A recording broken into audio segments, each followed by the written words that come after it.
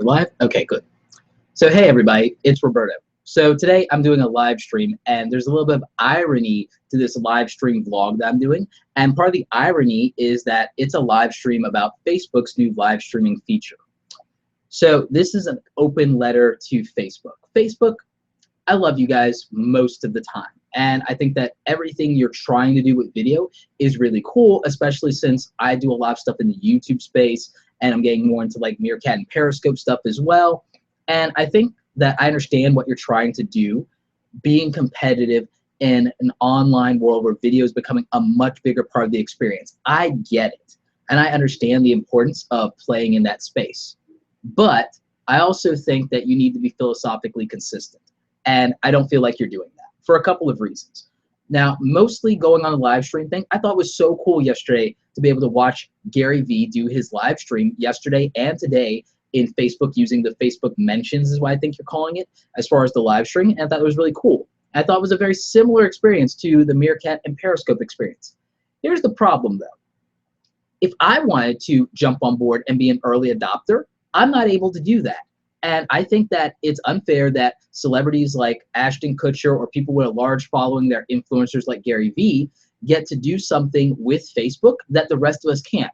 Isn't the whole point of Facebook to have openness and connectedness and to be like, well, hey, if you're a bigger person, you have the same voice as a smaller person and vice versa, etc., that there's a level playing field there, that you can promote and market your brand just as well as anybody else? Wasn't the whole point to not be elitist? Wasn't that what Facebook was supposed to be about, is the fact that we're supposed to have this more integrated, connected world where everybody can share things? And so if I can't share my stuff in real time with Facebook the same way that I can with Google and YouTube Live Hangouts or Meerkat or Periscope, I could just as easily build a following and have people engage with me live in Meerkat, Periscope, and YouTube/Google Live without having to do anything special as anybody else. So the same way that Gary Vee or Tyrese or Oprah can go ahead and do a live video to everyone on the internet that's following them, I should have that same privilege.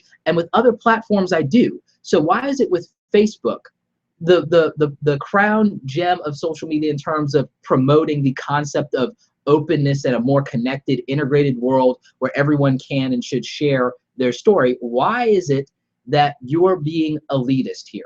Why is it that you're not rolling this out to more people? I get that, like, there might be reasons why, okay, we're gonna roll it out to a few people first and then a few people later. But you know what? Meerkat is not as big as you guys were as a company, and they opened it up for everybody to say, hey, here's this thing. The same thing with Periscope. So I think that if you're gonna preach openness and connectedness and transparency, that you're not being philosophically consistent, Facebook, by only letting the bigger people in on this platform and on this opportunity. So, I mean, that's part of my issue. Now, to talk about the video product that you're doing that's competitive with YouTube, I think for the most part that that's actually pretty good and it's only been getting better. But I think that you also need to understand what the stakes are, and that as video creators and people who put a lot of effort into building their content and to building their communities, that if you're not allowing creators to monetize Facebook video, but you're benefiting and profiting from Facebook video, that's going to discourage people who are trying to do something within, monetize their content or build up their brand, or that they can't. Yes, we can reach our audiences and we can do stuff, and it's great that it's free, but it'd be nice to be able to get some of the revenue that you might be getting off it, especially if you're going to be promoting other things or putting up ads on the side or after or before the video or whatever you're going to do, that we should get a piece of that pie the same way we do with YouTube. And if you're trying to leverage market share and get people to want to do Facebook first and then post their stuff to YouTube, or post Facebook videos as opposed to embedding their YouTube videos in Facebook, then not allowing us to monetize it very early on is a mistake.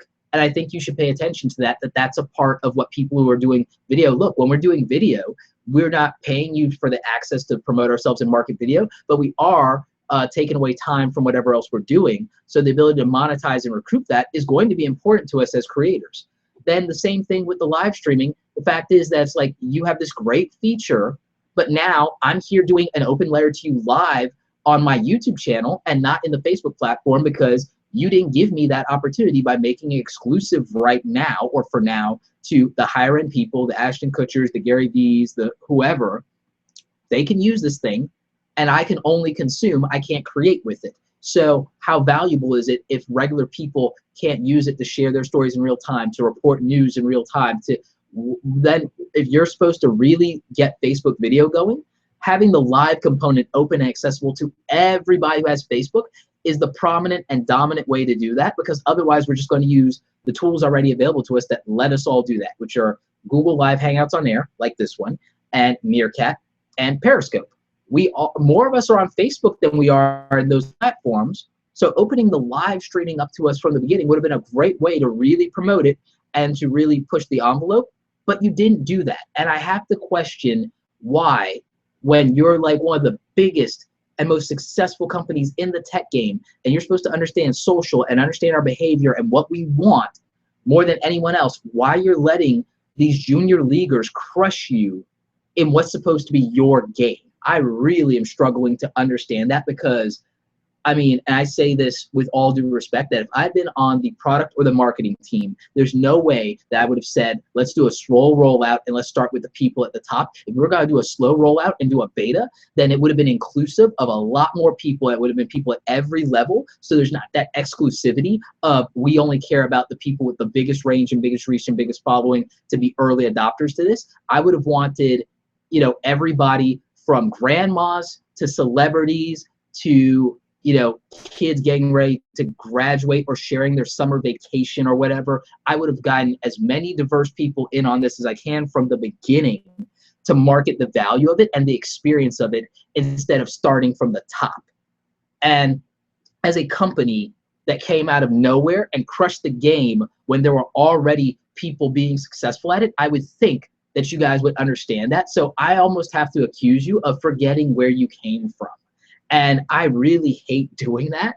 And again, I love you, Facebook. I love you, Zucks, but you guys have missed the ball on this. You're not being philosophically consistent with everything you preach about openness, transparency, access, and equality. If you are making this feature not available to everybody from day one, day two, week one, week two, if you don't make Facebook Live mentions available to everybody, then the value of it is diminished immediately, and it's already tainted. Because Meerkat was for everybody, and Periscope was for everybody. Google Hangouts on Air, we can all do that, and it doesn't matter if we have, you know, 1 million people following us or not.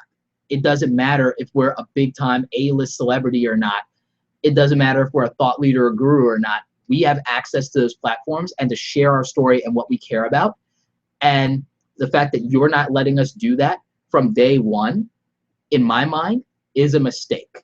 Now, for those of you watching this, do you agree that there's some elitism here, or do you think that it's more technical than that? Oh, well, they want to do a slow rollout. And even if they did want to do that, and that's the reasoning, why not make it available to more people instead of just elites? I want to know what you think about this in the comment section below.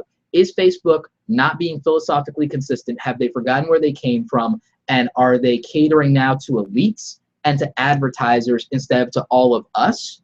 Or am I just like overthinking this, and am I taking it too seriously? Let me know in the comment section below. Anyway, thanks so much for checking out today's live vlog, you guys. I'm trying to do this beta thing, which is vlog every day in August. And I know I've missed a couple of days, but I've been traveling. In fact, even doing this video, I'm struggling just a little bit because I'm actually a little sick. Every time I take a flight, I get like sick for 2 or 3 days. So that's just what it is. Anyway, like this video if you like it. Don't forget to subscribe. Check out the other awesome stuff on the channel. As always, you guys, thanks so much for watching and hanging out with me today.